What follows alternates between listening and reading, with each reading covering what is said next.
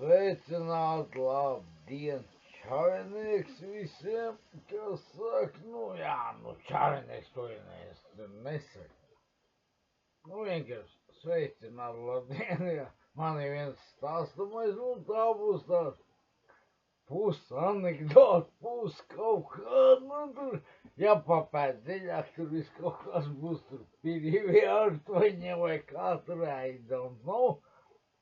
Tad aiziet. Jūs iedomājaties situāciju. Tu kaut kāds sacensīs pa koku augšā līšana, parasti, vienkārši koku krūmu, puļķi, kurš ātrāk uzlīdīs, puļķis varbūt, nezinu, viņš varbūt metri gar, šitā krūms. Tu pie dīrs, kas saka, egli, vai tu pried, pohuj, kas saka.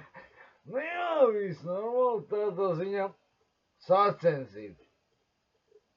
Jūs iedomājaties, kas tur sacensīsies?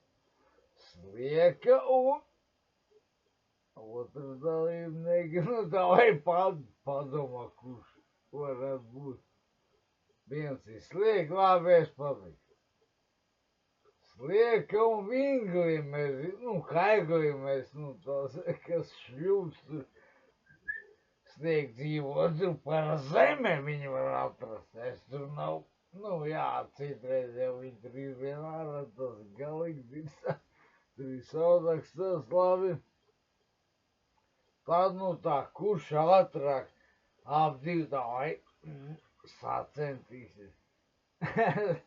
Uzmanību, gatavi, starts. Bet gliemes lien jau līdz pusē apmēram tic. Viņš vai domā, gliemes domā, viņš vai laikam huizi nekāds, ne viņš, vienā. Un garāži gliemes domā, pauru uz apakšā gliemes. Kur tad viss? Slieki nemaz nekur nerāpo. Gliemes tikai lien augšā, vai, finiš, Laimīs. Uzvar, baigās sacensties, vispār nav godīgi. Tas ir stāstamais arī pa citi spēlētājiem.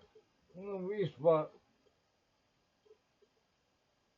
ne tikai pa gliemes un slieki, jo slieki nevar uzkāpt, tu kaut kā uzšļūt. Negodīga spēle, ir tāda arī negodīga kārša spēle, es zinu, biegli, tur ir visi elementi. Apmānīt, tu brīns un vēl tu, visādi. Tāpēc nevajag tādu spēli spēlēt, uz naudīt īpaši, Ja jūs spēlēt uz 10 000 brīns vai ko, tev vienkārši apmānīs, ir visādi triki. Visādi māņi, tu tev kolēģis piepalīdz. Tu to nezini, tu pēc tam tikai ievēro. Man tā arī bija, es to pamanīju. Un tie cilvēki man vairs nav nekā draugu un arī mēs uz naudu nespēlējam, bet vienalga. Mēs savu mūžu vairāk ar viņiem kopā nesadarbošos.